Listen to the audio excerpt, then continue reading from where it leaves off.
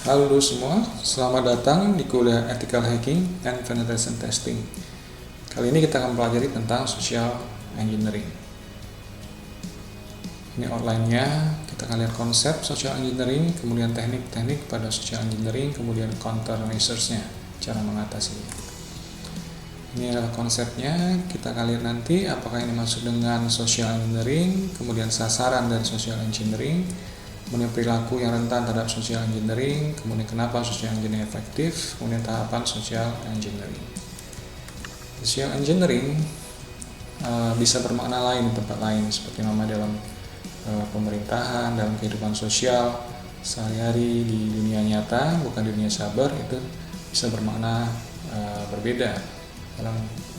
Contohnya adalah dalam kondisi kehidupan di sebuah negara atau sebuah daerah.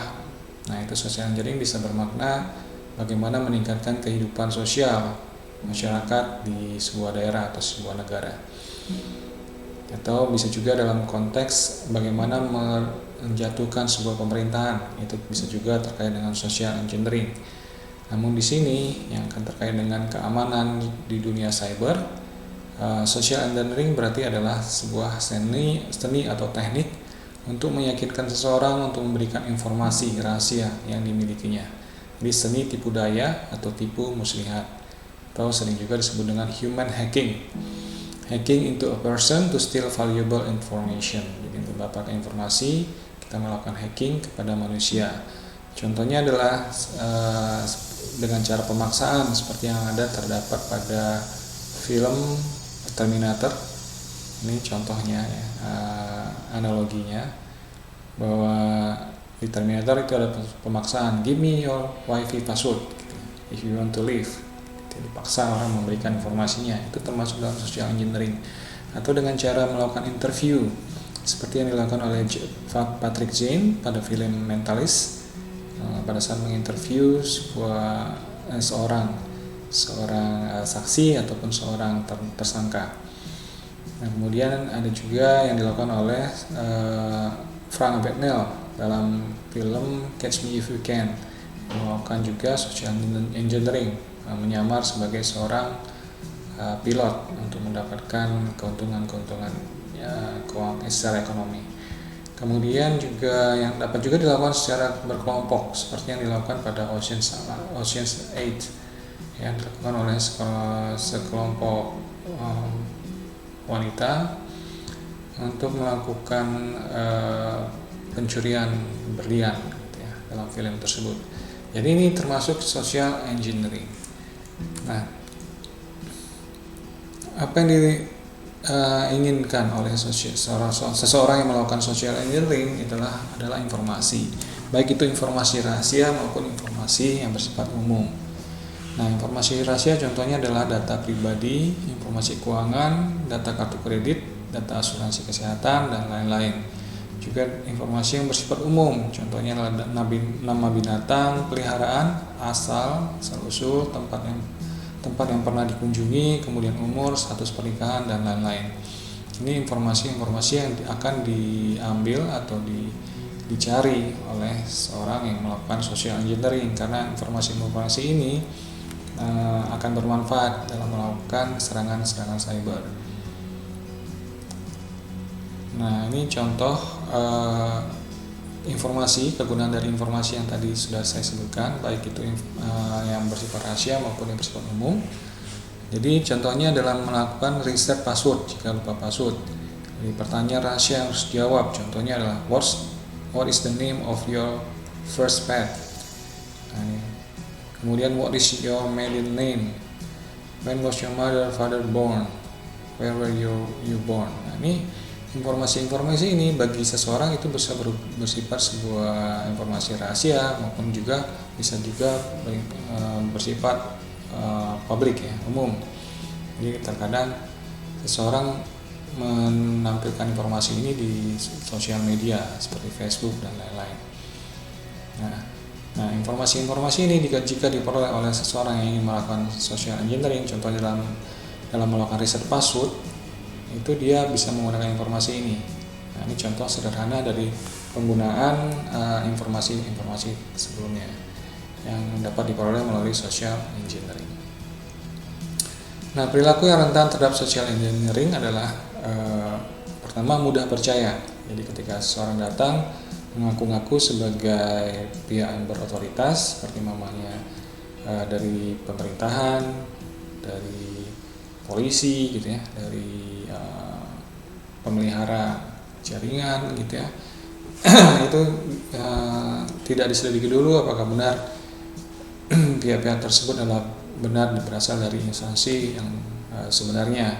Jadi terlalu mudah dipercaya nih, yang menyebabkan rentan terhadap social engineering. Kemudian ignorance atau tidak peduli, tidak peduli terhadap informasi-informasi yang harusnya dia jaga.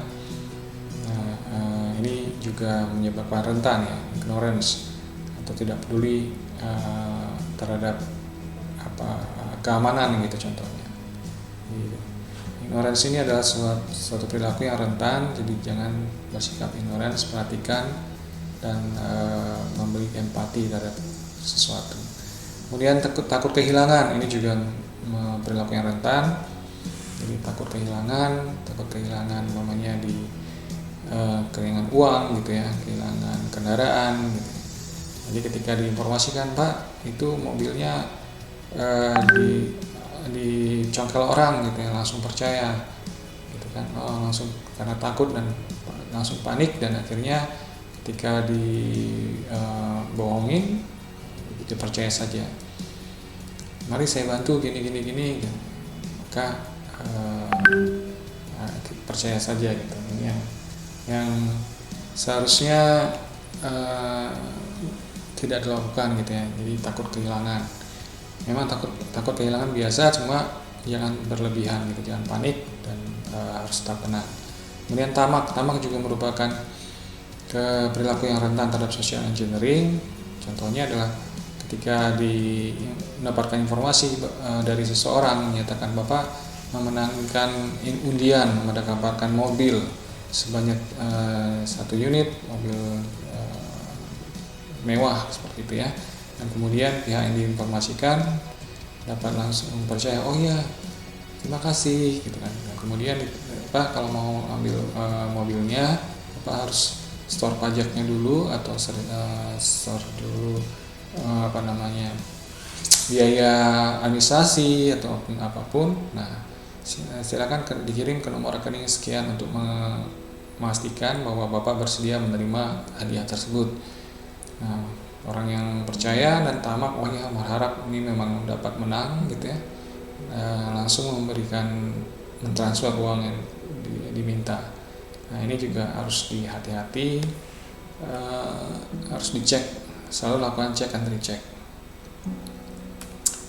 Kemudian yang menjadi target itu ada 2 tipe di sini, yaitu bisa random, contohnya Papa minta pulsa, main broadcast saja informasinya atau SMS-nya.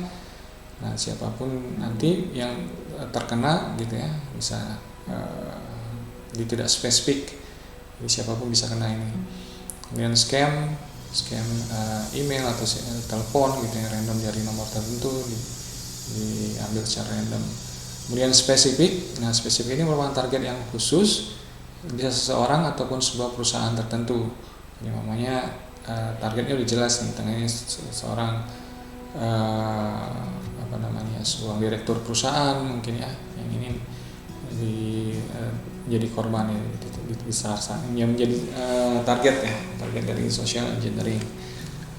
Ya, mungkin juga berubah sebuah pesanan gitu ya, pesanan dari lawan bisnis atau orang yang tidak senang gitu ya, menyerang target.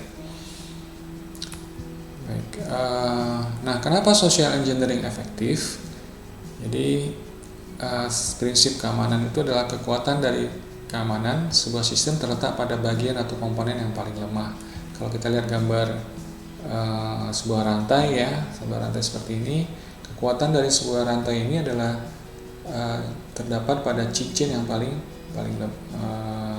lemah gitu ya, paling mudah putus gitu ya di sini. Nah, jadi perlu diperhatikan bagian yang paling lemah tersebut. Nah, manusia adalah komponen yang paling lemah. Jadi serangan social engineering itu bisa berakibat pada semuanya secara sistem keamanan secara keseluruhan. Nah, ini jadi manusia adalah komponen yang paling lemah. Serangan social engineering paling sulit dideteksi ya, karena serangannya terhadap orang gitu ya. Tidak ada IDS yang dapat mendeteksi tersebut atau intruder detection system. Kemudian tidak ada metode atau teknik tertentu yang menjamin keamanan sebuah sistem dari serangan social engineering. Kemudian tidak ada software atau hardware tertentu yang dapat melindungi sebuah sistem dari serangan social engineering. Karena serangannya terhadap manusianya yang harus diedukasi, dikasih training gitu ya, untuk supaya social engineering dapat diatasi. Seperti namanya untuk mengatasi serangan atau maling gitu ya, maling atau serangan jambret gitu ya. Nah, orangnya yang dilatih untuk dapat mengatasi maling atau jambret tersebut atau perampok gitu ya. Nah, ini orangnya dibekali oleh kemampuan. Jadi perlu dilakukan edukasi. Nah, ini tahapan social engineering pada sebuah perusahaan yang targetnya khusus gitu ya. Yang pertama adalah mengamati dan mempelajari sasaran.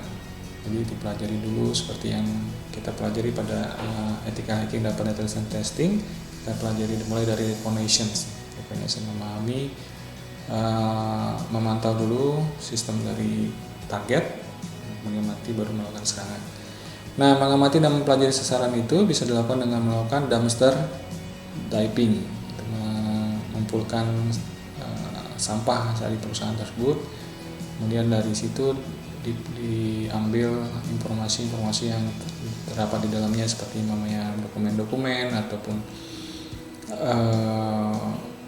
apapun itu seperti kardus-kardus gitu ya, itu ada informasi di dalamnya. Atau bisa juga dari kardus itu bisa ketahuan, oh ini beli barang apa gitu ya, barang perangkat jaringannya apa. Nah, kemudian di dokumen-dokumennya bisa ketahuan ya, apa saja informasi, siapa saja yang berwenang seperti itu ya, informasi terkait dengan sistem IT-nya gitu bisa diketahui dari dumpster diving. Kalau perusahaannya tidak menghancurkan dulu dokumen yang mereka miliki sebelum dibuang. Nah, kemudian dari website juga boleh dapat informasi mengenai target, kemudian juga bisa melakukan interview kepada perusahaan, staff ataupun customer service dari perusahaan tersebut. Ini juga bisa dilakukan untuk mendapatkan informasi. Nah, kemudian memilih korbannya, siapa yang menjadi sasarannya, targetnya. Tadi sudah diketahui perusahaannya, ini orangnya sekarang. Orang yang akan diserang dengan menggunakan social engineering. Ini pilih pegawai yang memiliki kemungkinan besar akan membocorkan informasi. Contohnya pegawai yang kecewa, mungkin dipelajari dulu nih, ada nggak yang sedang kecewa gitu ya. Kemudian juga mungkin ada pegawai baru, itu juga bisa menjadi target ya, yang dapat membocorkan informasi. Kemudian setelah diketahui korbannya, kemudian jalin hubungan dengan korban, pertemanan gitu ya. Nah, dengan komunikasi lah intinya. Kemudian memanfaatkan hubungan tersebut untuk mendapatkan informasi yang diperlukan, seperti informasi keuangan yang bisa diperoleh, kemudian teknologi dan sistem yang digunakan perusahaan, dan informasi-informasi lainnya yang bermanfaat nantinya untuk melakukan tahapan serangan selanjutnya. Nah, ini tipe-tipe dari social engineering. Yang pertama adalah human base, ya, kita bisa bagi dua, human base maupun yang computer base.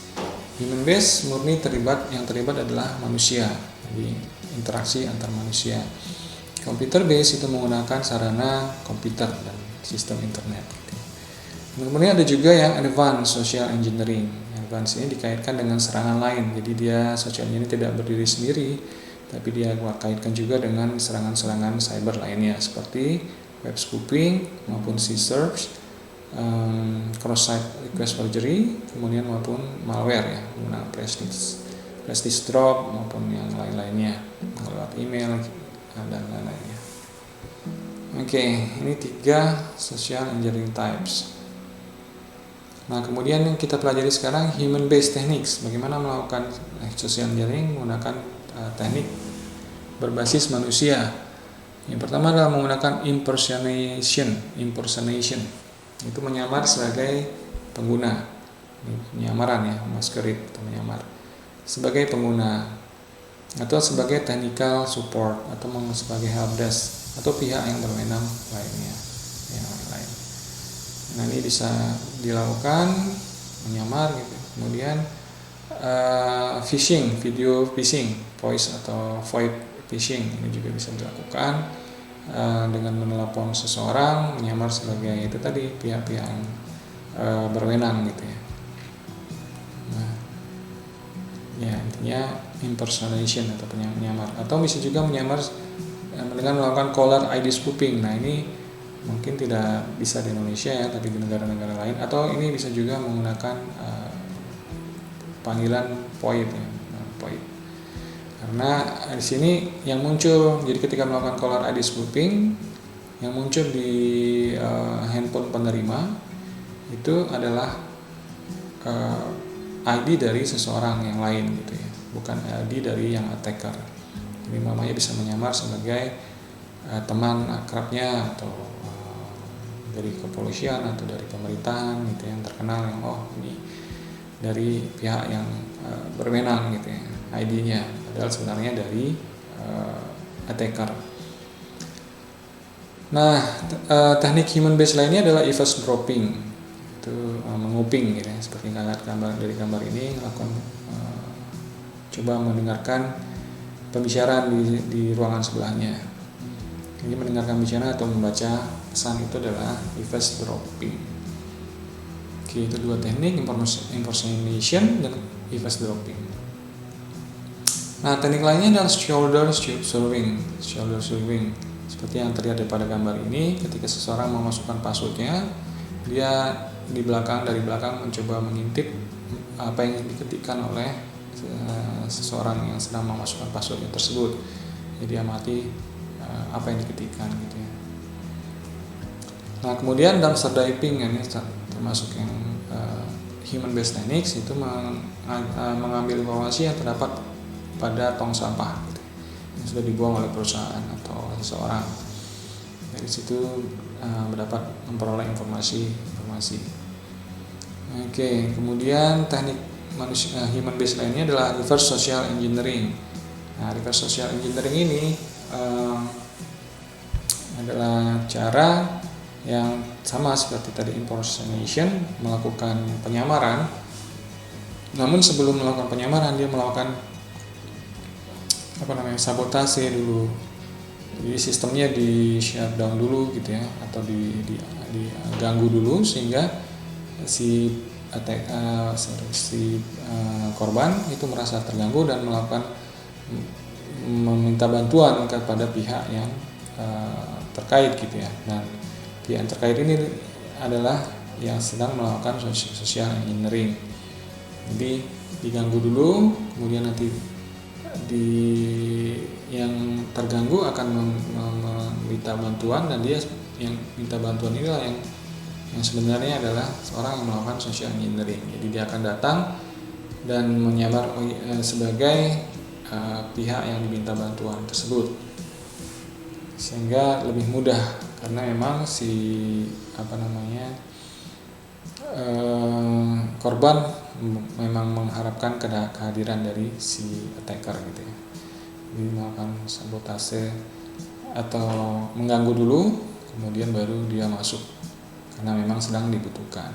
Dan kemudian di dalam situ setelah masuk ke sistem dia melakukan hal-hal yang lainnya, bisa juga melakukan sabotase gitu ya. Atau reverse social engineering bisa juga melakukan marketing, mengirimkan brosur-brosur gitu ya untuk pemasaran, dan kemudian nanti yang korban akan menghubungi, kemudian baru melakukan social engineering. Kemudian sama seperti support juga,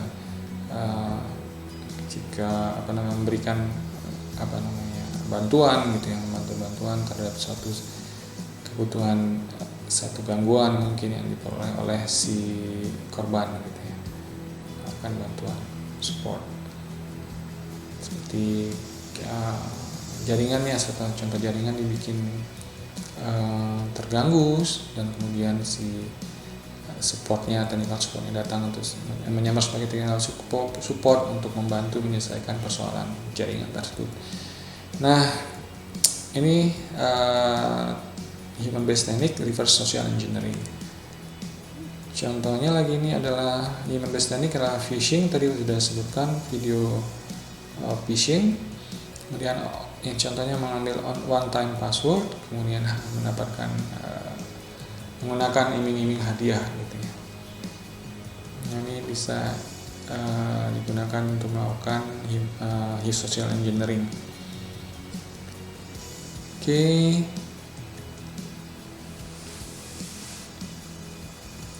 Jadi one time password ini hati-hati jangan sampai di-share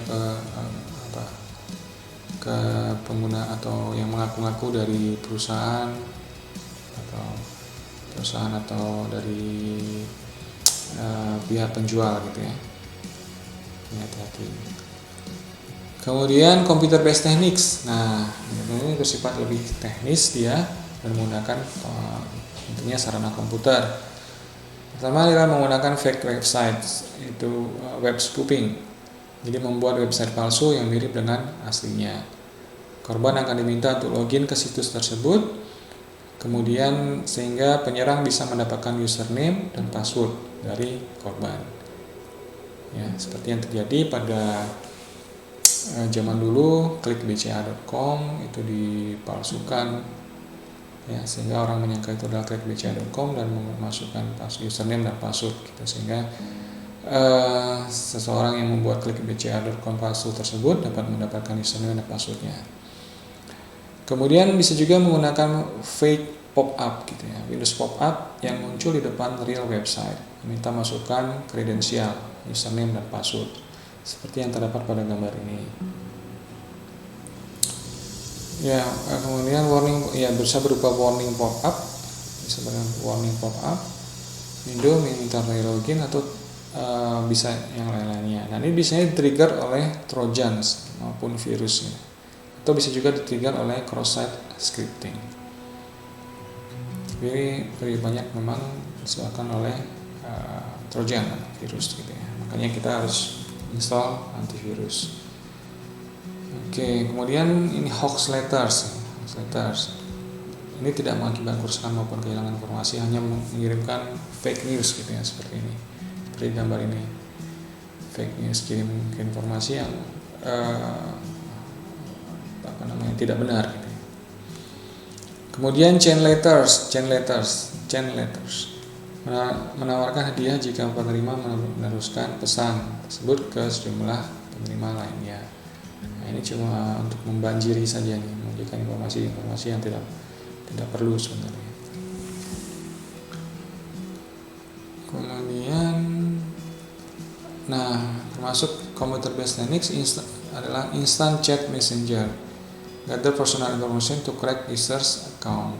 Jadi bisa juga mendapatkan informasi dari instant chat messenger, seperti menggunakan, ada banyak ini, ada Line, Imo, Messenger, WeChat, Telegram, dan lain-lainnya. Di sana bisa didapatkan informasi. Kemudian spam email, mengirimkan email yang bertujuan untuk memperoleh informasi sensitif seperti akun bank. Namanya dia mengirimkan email menyatakan dari sebuah bank, ini untuk melakukan pengecekan terhadap akun Anda, maka diperlukan username dan password gitu ya, agar akun Anda dapat terjaga dan sebagainya gitu. Nah, ini hati-hati dengan spam email, harus dilakukan cross check ya, Nah, kemudian spam email dapat berisi attachment berupa virus atau trojan. Hati-hati jika membuka email dari yang tidak jelas asalnya gitu ya. Jadi, bisa berisi virus maupun trojan kalau attachmentnya dibuka. Kemudian computer based teknik lainnya adalah phishing ya, phishing seperti email tadi sebenarnya. kirimkan email menyamar dari sebuah pihak berotoritas, nanti akan diminta untuk melakukan pergantian password atau apa, atau klik sebuah link. Nah, klik itu akan membawa pada malicious website dan seterusnya. Nah, kemudian bisa juga menggunakan USB drive ya. USB drive ini diisi dengan malicious software gitu. Malicious software kemudian ditaruh di suatu tempat yang dekat dengan korban, sehingga korban nanti melihat, oh ini ada USB disk jatuh gitu ya, yang nggak tahu punya siapa gitu. Kemudian dia penasaran, dia buka, koneksikan atau di touch ke laptopnya atau ke PC-nya, maka kemudian nanti malicious software yang ada di dalam USB drive tersebut akan aktif, maka akan dapat mengambil informasi yang ada di PC atau laptop dari korban. Nah, social engineering itu sudah banyak juga toolsnya untuk melakukan social engineering yang computer based tadi. Ya, di Kali Linux itu sudah ada tools yang namanya Social Engineering Toolkit. Ini merupakan tools yang open source. Kemudian skenario attack-nya adalah bisa melakukan web spoofing, phishing, dan lain-lain. Kemudian dapat secara otomatis membuat halaman fake login dari sebuah website pada sebuah server yang akan mencatat input yang dimasukkan pada halaman fake login tersebut. Nanti ini akan saya akan demokan supaya lebih jelas ya. Oke, kemudian countermeasures, cara mengatasi social engineering itu melakukan edukasi dan budaya ya. Itu tidak ada cara lain kecuali melakukan edukasi kepada humannya. Jadi membantu pegawai dalam mengidentifikasi serangan social engineering. Jadi mereka harus well informed gitu ya. Kenali permintaan informasi yang tidak wajar, harus well informed juga mana yang wajar, mana yang tidak wajar. Kemudian password management, melakukan two factor authentication. Jadi ada 2 factor authentication minimal itu. Kemudian melakukan physical security, secara fisik aset-aset sarana informasi informasi itu harus diamankan. Kemudian informasi pada social network sites itu harus hati-hati, dipilih-pilih mana yang boleh di-share ke publik, mana yang tidak boleh ya. Di Twitter, Facebook, di Google itu mana yang boleh, mana yang tidak, harus dipilih secara hati-hati. Kemudian gunakan antivirus untuk mencegah trojan tadi. Kemudian gunakan spam assassin untuk mencegah atau memblok email-email yang sifatnya spam. Ya, saya akan masuk ke demo. Namun sebaiknya saya stop dulu video ini untuk saya lanjutkan ke demo.